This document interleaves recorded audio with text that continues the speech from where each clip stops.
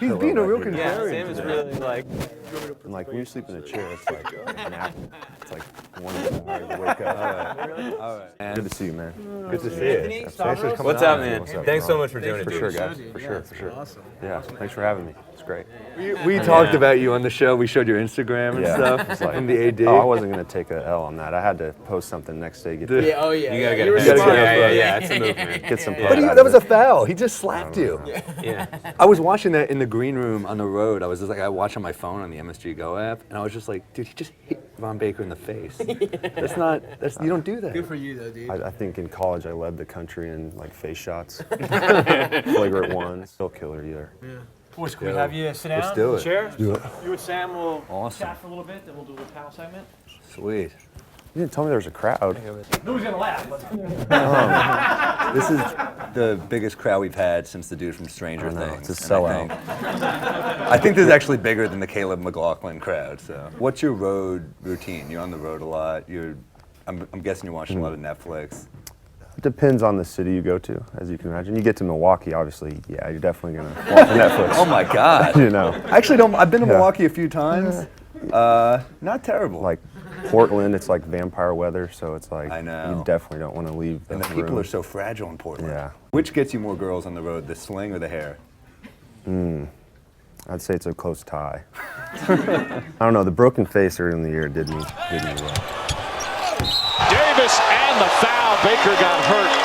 He may have taken an elbow to the head. That was like the biggest Instagram, Twitter post I've ever had, so I was pretty proud of that. So Anthony Davis slapped you out of the way. It was more of like a haymaker elbow. Yeah. That You ever was- seen a human helicopter? That was me. That was crazy. Yeah. So he just haymakers you, dunks it. So that's like, you get ahead of ESPN. You know you're going to be on the top Oh, 10. yeah. I think it was number 2. Yeah. Should have been number 1. It should have been. Yeah. But It's okay because he's like going to be a Hall of Famer. yeah. And the guy actually signed the jersey I was wearing, so it's my jersey. It's got blood on it. The ball boy takes it to him when they came to our place, and he signs it for me. Yeah. And it, you know, ironically, he says, "Stay healthy, bro." Like, I'm trying, AD. I'm trying. When you first came to the Knicks, the first thing I noticed about you is you're a defender. You're like an old school player, kind of. You know, you run through picks. You know, you Right. cut to the basket. You know, you get a lot of like. You play like the way I would expect a 4-year college player to play. Yeah, like little things. Little things. You were undrafted. Was there a point when you're like, I did 4 years in college, I'm undrafted. Was there a point where you're like, this is not going to happen? I think when I first got to the Knicks, I wasn't on a guaranteed deal, so that gave me little nerves on the side. But once I played like those first like 3 games, I think at MSG, it was just like you said, just doing the little things, playing defense, being a hustle guy, and I got a lot of confidence those first 3 games playing with D Rose, Melo, and seeing myself out there each night just kept building that confidence, and then I started to realize that I had a future. Teams that win need guys like you. They need a guy who's willing to put their body on the line, who's willing to take a charge, who's willing to run through picks and stuff. So yeah, we responded to that. That's a sign. If we lose, that's one thing, but if we lose from lack of effort, that's we don't need that. No. Definitely don't need that. So Effort and attitude, 2 things you can always control. who on the team like really encouraged you the most when you were new? Probably Courtney Lee and Lance Thomas. 2 guys who are known for their defense. Yes, vets. Yeah. And anything that stuck with you that they said? Probably just me guarding them in practice after games. My energy was always the same, and they didn't like that. My nickname was Burgundy, and they always be like, "Burgundy, can you calm it down a little bit, man?" As in Ron Burgundy. Ron from Burgundy, Anchorman. yeah, with the mustache. Say they remake Wedding Crashers. You're Owen Wilson. Ooh. Who is Vince Vaughn? That's tough. Maybe Lance. Lance? I like Yeah. it. I grew up playing a lot of pool, 8-ball pool. And, Really? in a town of like 300 people, so there's not a whole lot to do besides go to the pool hall and play pool and video games. And Lance would be, like you said, the Wedding Crasher partner of mine. We went to San Fran, and we got there on a Sunday, and we went around town, got dinner, and took him to an 8-ball pool bar, and I beat his butt. You know? like this skinny, blonde, white-haired kid You can't play pool. But you're also, you're unassuming, but Paul Newman and the Hustler, they didn't see it coming. No, they didn't. Classic. You ever see that movie? Classic. It's been a while. I wouldn't expect you're a pool shark. Yeah. Oh, I didn't say shark. I just said I'll beat you in pool. You're from a town of 300. You're from Kansas. Mm-hmm. What's the biggest difference, Kansas to New York? Like, what has it taken you a while to get accustomed to? So the biggest thing for me is in Kansas, it's obviously flat. Like people say, like it's flat. Like literally, no, it's flat. Like you drive down the highway, you are looking as far as your eyes will allow you to see. Yeah. Like 15 miles. Kyrie Irving should live there.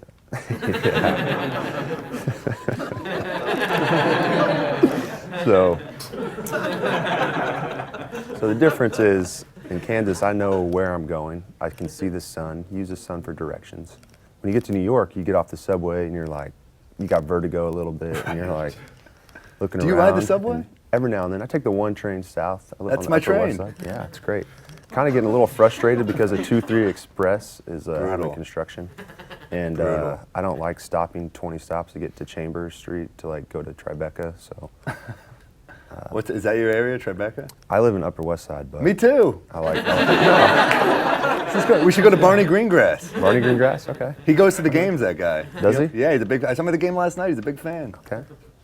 Yeah, but like the 1 train is my subway. But like I was saying, you get off the train and if you don't know, if you're not from here, you could be very confused about streets run this direction, avenues run this direction.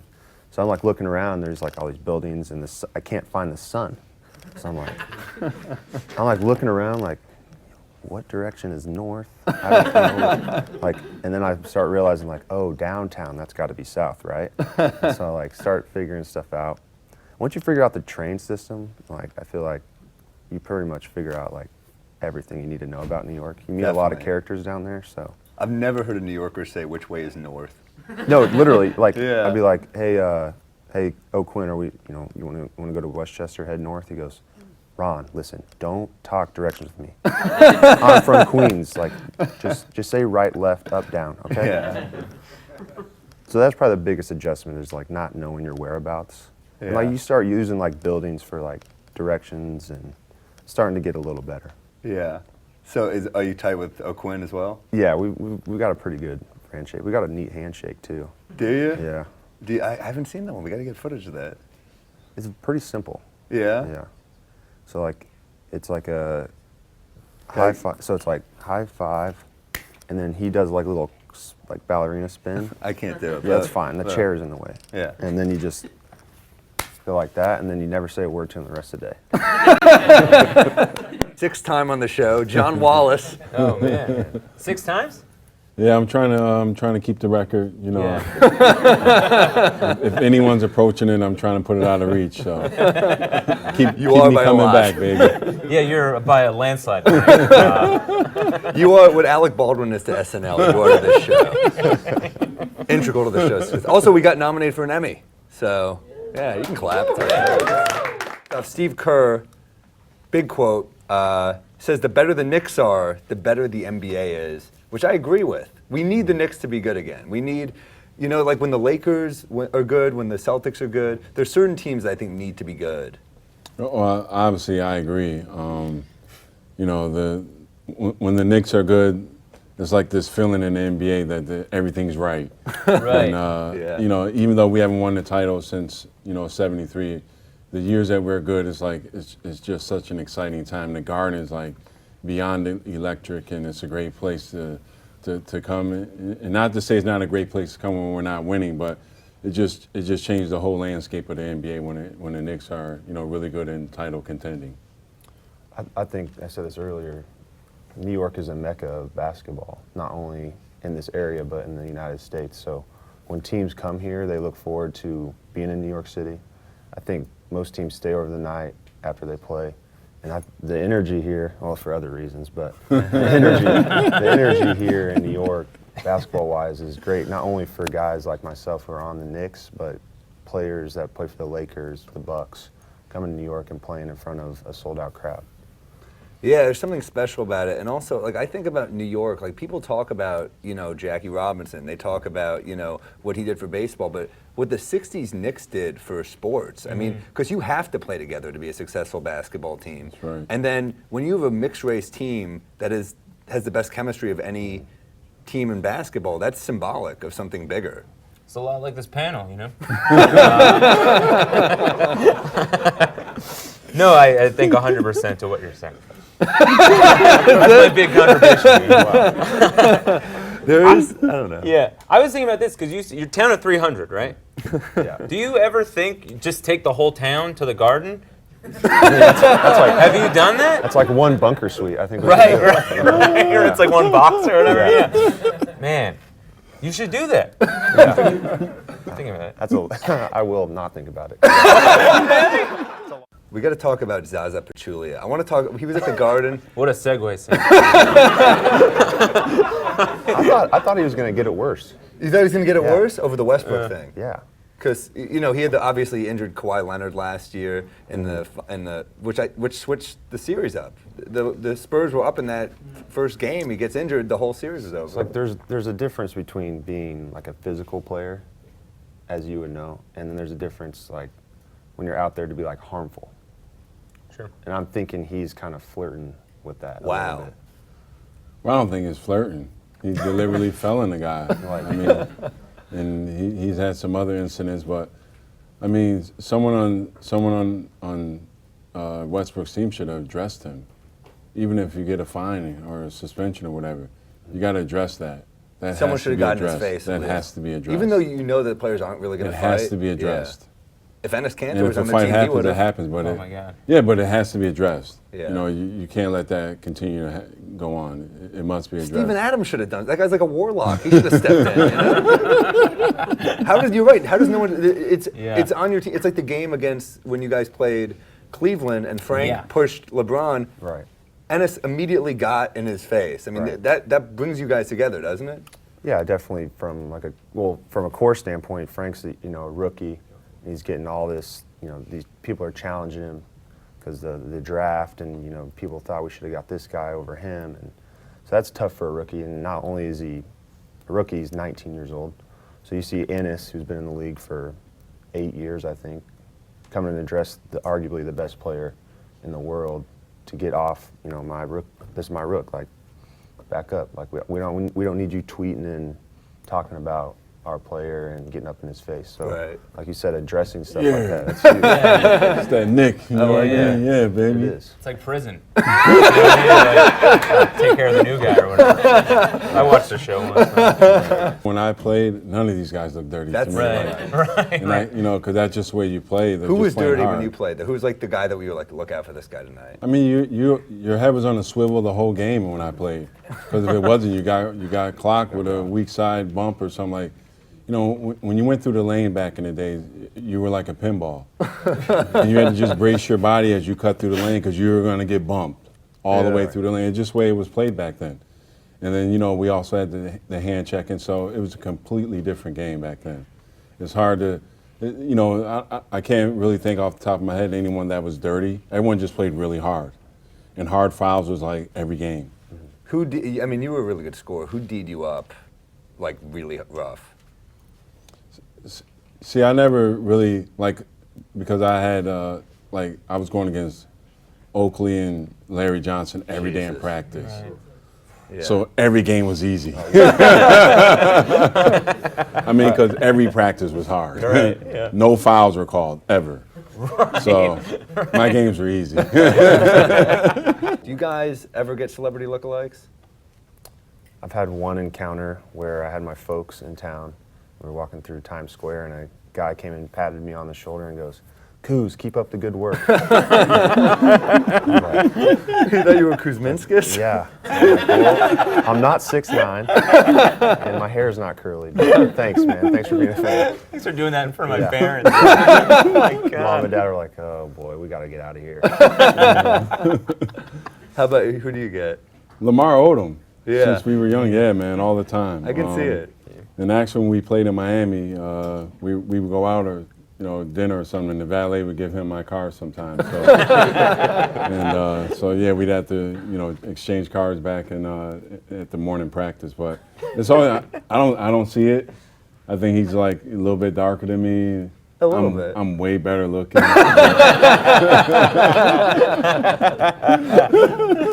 I this- get Milo Theodosic' dad. That time we went to see Star Wars, someone thought you were an Ewok. Yeah. So He's been waiting to say that. DeMar DeRozan, this is an interesting story. I think this is pretty cool that he did this. He tweeted, "The depression get the best of me," which I was performing in St. Louis this weekend, so I thought this was written directly to me. But I think you don't see athletes get this, honest on social media often, especially about depression. That's kind of, do you know DeMar at all, either of you? Not on a name-to-name basis. Obviously, like his game. Yeah. But it is kind of surprising to see a player at that level, like you said, tweet something like that. And like they're in first place, so can you imagine? You'd think everything would be good, but like honestly, like think It's about real. this is real. Like this is Yeah. real life stuff. Well, he is having an incredible season, DeMar DeRozan. He's like, his footwork's gotten better every year. He's an excellent player. But, as you said, someone at that level, you don't hear it at that level a lot. A lot of times it's after they've retired. You don't hear it, still in it the way he is.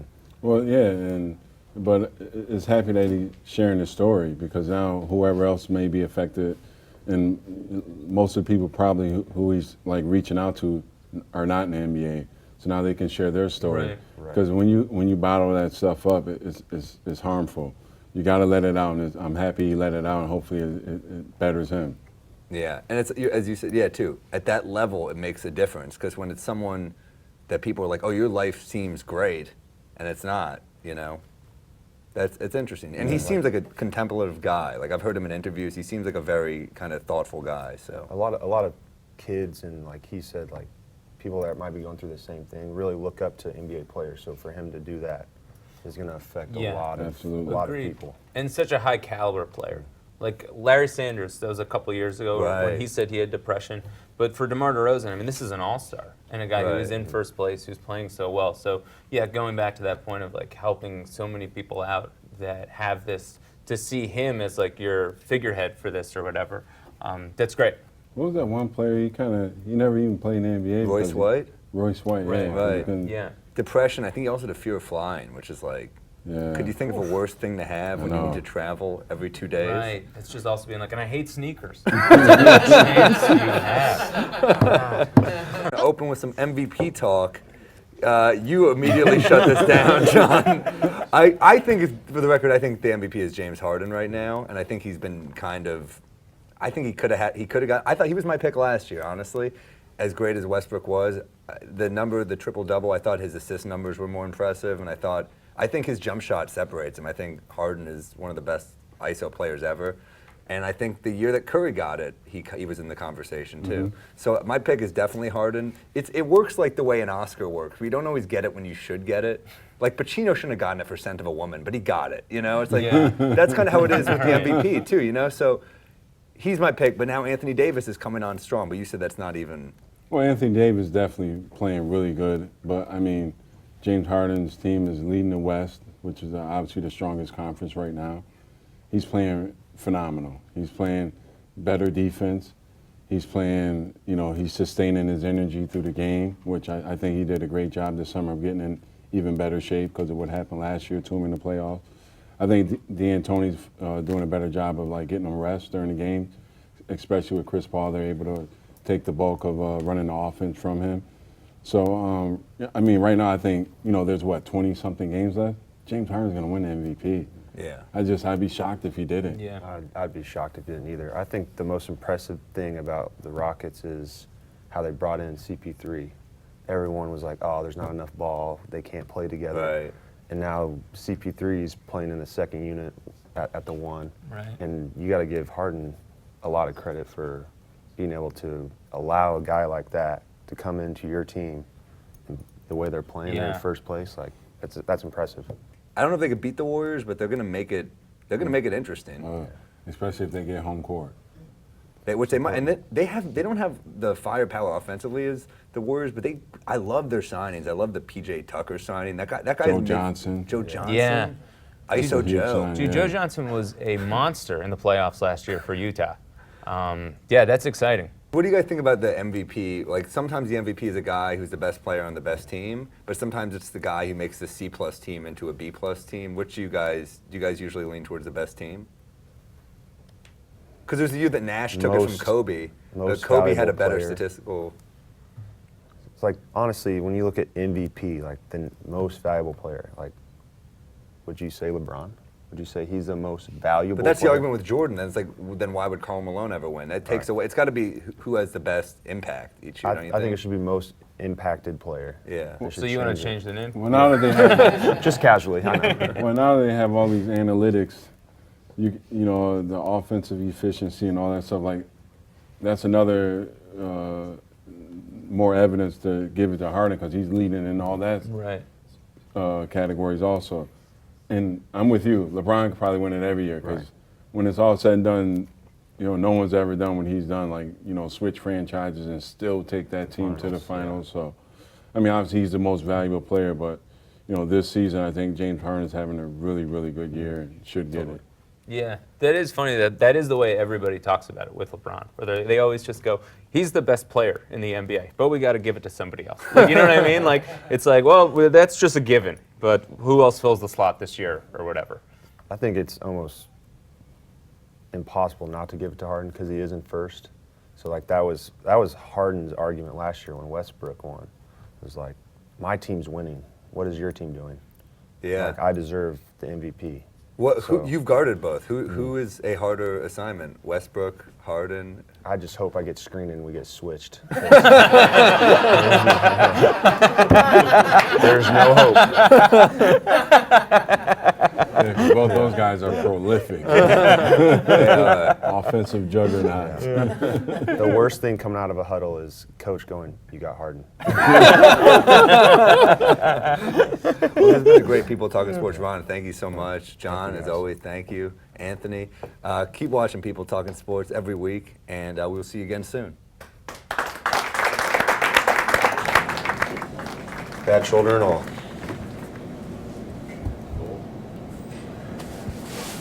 Good deal. It's awesome.